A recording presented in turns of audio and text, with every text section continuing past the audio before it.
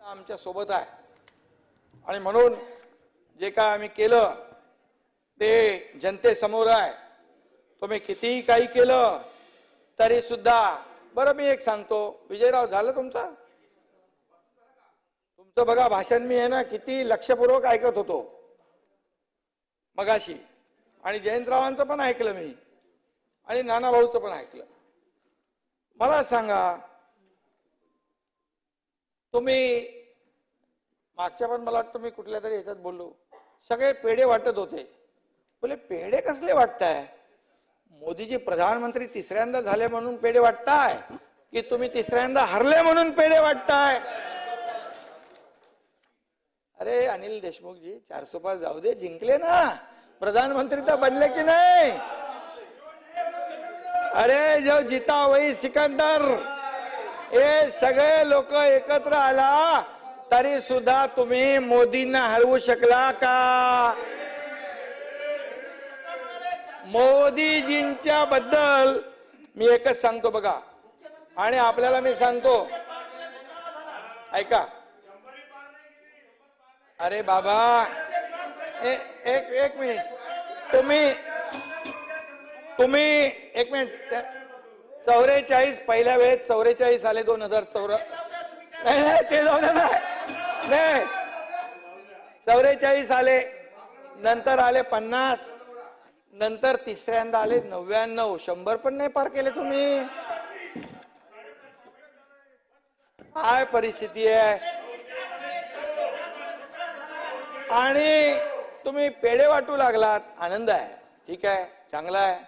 मोदीजी प्रधानमंत्री झाले, या राज्याला पाठबळ मिळेल. अमितभाई आहेत, त्यांचा भक्कम पाठिंबा आम्हाला मिळतोय. आज आमचे काही जे काय प्रस्ताव आम्ही पाठवतोय, एकही पैशाची कपात न करता ते प्रस्ताव तसेच्या तसे मंजूर होत आहे. म्हणाले आम्हाला अगोदरचे म्हणाले आम्हाला केंद्राने पैसे दिले नाही, आम्हाला केंद्र पैसे देत नाही, दुधाभाव करतं. तुमच्या काय घरी आणून देणार? अरे तुम्हाला मागायला नको का फेसबुक लाईव्ह वर देणार? ये सरकार फेसबुक लाइव पे नहीं चलता, ये फेस टू फेस सरकार चलता है. जयंतराव काय झालं, एकदम सिरियस झाले?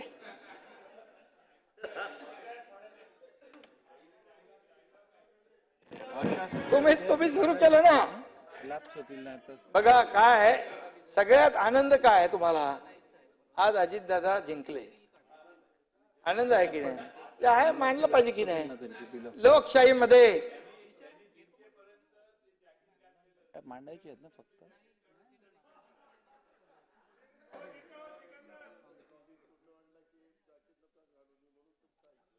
बघा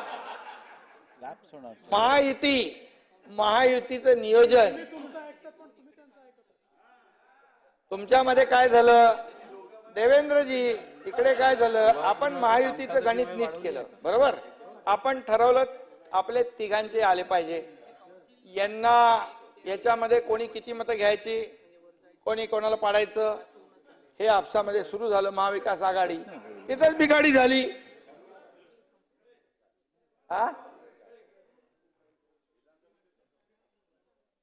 अरे आता काय आहे, आता लाडकी बहीण, ही आपली लाडका भाऊ, आता लाडका भाऊ योजना काढा म्हणाला कोणतरी.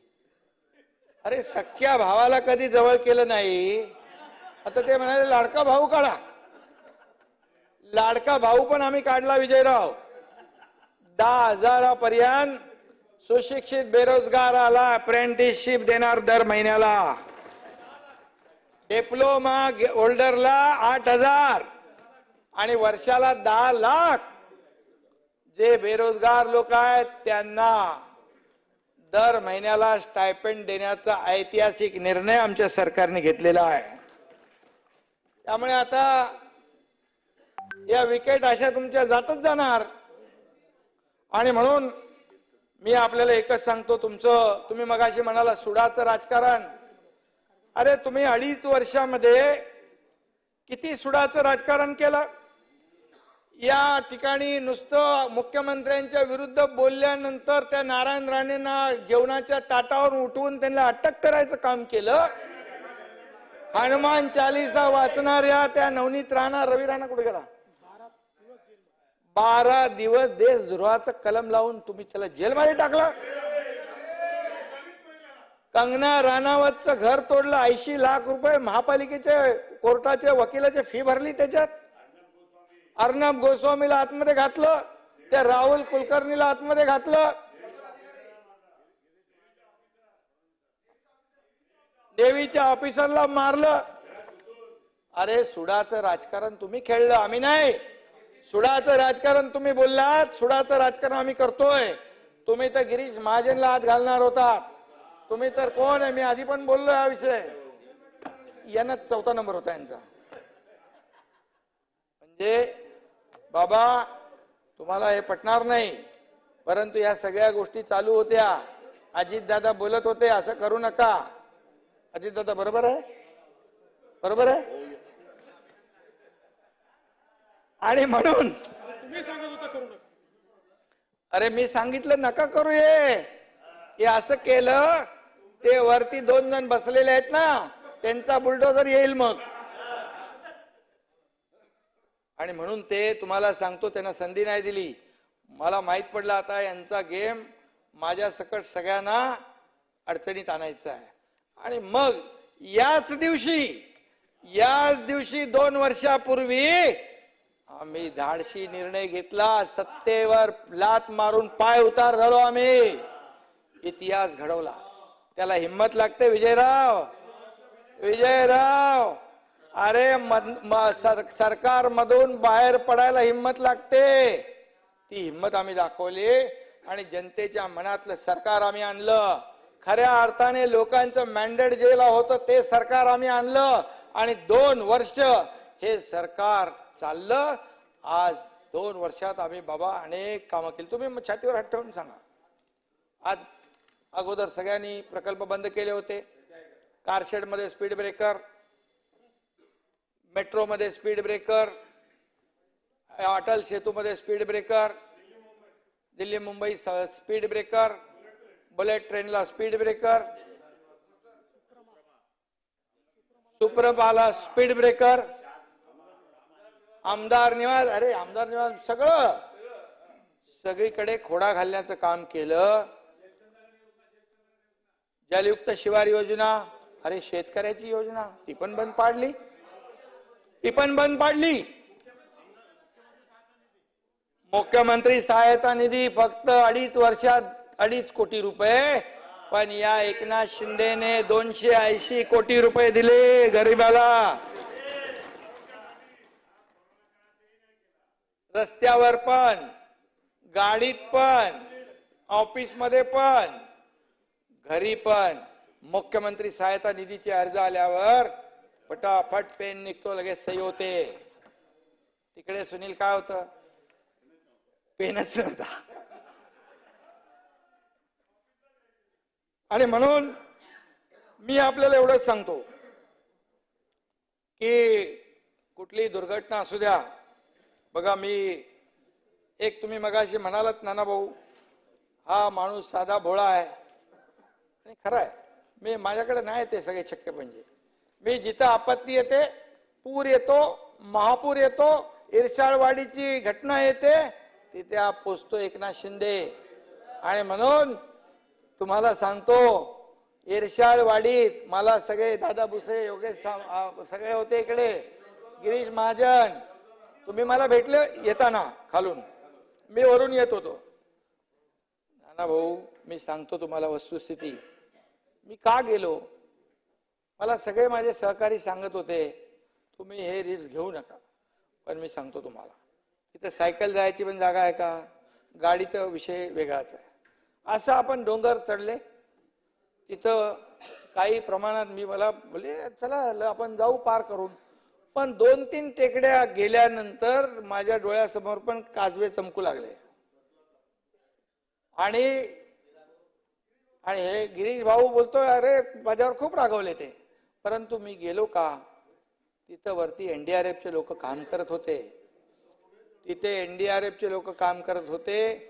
बाबा तिथली परिस्थिती आपण जर पाहिली, धुकं होतं, पाऊस होता, वारा होता, आणि एकीकडे ते मलबा हटवायचं काम चालू होतं, दुसरीकडे खड्डे खोदत होती दुसरी टीम त्या डेड बॉडी गाडण्यासाठी. अशा परिस्थितीमध्ये मी तिथे गेलो. त्या दरडग्रस्त जे होते, ज्यांचा मृत्यू झाला, त्यांच्या नातेवाईकांना मी भेटलो. त्या एनडीआरएफच्या लोकांना वाटलं रे मुख्यमंत्री आपला आला. एक मॉरल सपोर्टची आवश्यकता असते, पण मी तिथे जीवाची म्हणजे काय फिकीर केली नाही. आणि अशा तुम्ही होते, तुम्ही पण आले. आणि म्हणून हे घरात बसून काम करून राज्य चालवता येत नाही, हे तर पवार साहेबांनी सांगितलंय, त्यांच्या पुस्तकात लिहिलंय. हा, इरशाळवाडीतली घरं कंप्लीट तयार झाली आणि त्याचं ते बघा कशी का केलेली आहेत, चांगली केलेली आहेत आपण. आणि म्हणून या ठिकाणी मी आपल्याला एवढंच सांगेन की गर्दी असते, कार्यकर्ते येतात, त्यांना भेटतो, सगळ्या गोष्टी आहेत. सर्वसामान्य शेतकरी कुटुंबातला मी असल्यामुळे मला शेतकऱ्यांची दुःख माहित आहे, जाणीव आहे. आणि म्हणून आम्ही एनडीआरएफचे नियम बदलून टाकले, दुप्पट केलं, 2 हेक्टरचे 3 हेक्टर केले. सततच्या पावसाचं नुकसान मिळत नव्हतं, तेही देऊ लागलो. गोगलगाईचा कारभार अगोदर होता, गोगलगाईने नुकसान केलेले तेही आम्ही भरून दिलं. 8,500चे 13,500 केले. आमचा मंत्री आपण पोचतो लवकर कुठं पण. आणि म्हणून आणि खरं म्हणजे नाना भाऊ, मी नेहमी सांगतो की मी स्वतःला सीएम कधी समजत नाही, मी स्वतःला कॉमन मॅन समजतो. सीएम म्हणजे कॉमन मॅन हे मी समजतो. कारण शेवटी डोक्यामध्ये ती हवा गेल्यानंतर रस्त्यावरचा कार्यकर्ता, जमिनीवरचा कार्यकर्ता हवेत चालू लागतो. आणि म्हणून गर्दी हेच माझं टॉनिक आहे. गर्दीची मला कधीच ॲलर्जी नव्हती, परंतु काही लोकांना जरा जरी गर्दी झाली की लगेच सर्दी होते, असे काही लोक आहेत. आणि म्हणून या ठिकाणी मी आपल्याला सांगेन, मुख्यमंत्री माझी लाडकी बहीण योजना वर्षाला 18,000 रुपयांचा माहेरचा आहेर आम्ही त्यांना देतोय. मुख्यमंत्री अन्नपूर्णा योजना, 3 मोफत गॅस सिलेंडर, महिलांना 50% तिकिटामध्ये सवलत, ज्येष्ठांना मोफत एसटी बाबा,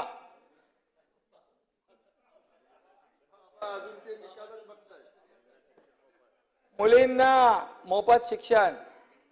मगाशी काय म्हणाले विजयराव, मुलींच्या मोफत शिक्षणाबद्दल पण काहीतरी बोलले. एक दिवस रात्री 12:30 वाजता मला फोन आला की एका मुलीने आत्महत्या केली आहे. का तर जे 50% सरकार पैसे भरत होते आणि 50% पालक, त्या 50% पालक देखील त्याची कॅपॅसिटी नव्हती भरण्याची क्षमता, म्हणून त्या मुलीने आत्महत्या केली. त्याच दिवशी आम्ही ठरवलं की मुलींना 100% मोफत शिक्षण देण्याचा आणि निर्णय घेतला. मोफत विजेचं मी मगाशी सांगितलेलं आहे. आणि म्हणून महात्मा ज्योतिबा फुले, तानाजीराव 1.5 लाख रुपयावरून ती योजना 5 लाखावर आम्ही नेली. दवाखाना, बाळासाहेब ठाकरे दवाखाना आपल्या दारी, तो आम्ही केला.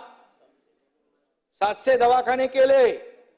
म्हणजे एका आणि तीर्थ दर्शन योजनाही आणलेली आहे ज्येष्ठ नागरिकांसाठी. त्याचाही लाभ आपले ज्येष्ठ नागरिक घेतील. जयंतराव, त्यांची अपेक्षा असते परंतु ऐपत नसते, तोही विचार आम्ही केला. आणि विधानसभा निवडणुकीनंतर विरोधी पक्षातल्या काही लोकांनी त्याचा फायदा होऊ शकतो. तीर्थदर्शन करायला, तीर्थाटन, मोफत उपचार, हे सगळं केलं आम्ही. म्हणजे बघा विजयराव, बघा एका सुखी कुटुंबासाठी काय हवंय, काय नको, याचा विचार करून या योजना आखल्यात आम्ही. आणि म्हणून विजयराव, अशा प्रकारचे योजना आणणारं हे पहिलं सरकार आहे. दवाखाने वाढवू ना आपण, बिलकुल वाढवू, दवाखाने वाढवू. कारण नाही बिलकुल वाढवणार आणि सगळ्यांचा इलाज आम्ही करू, पूर्ण सगळ्यांचा उपचार. आता काय हे सगळे योजना केल्या ना राजेशजी, या योजना केल्यानंतर काही लोकांना पोटदुखी होईल, मळमळ होईल, त्रास होईल, त्यांचा मोफत इलाज त्या बाळासाहेब ठाकरे आपल्या दवाखान्यामध्ये होईल, मोफत.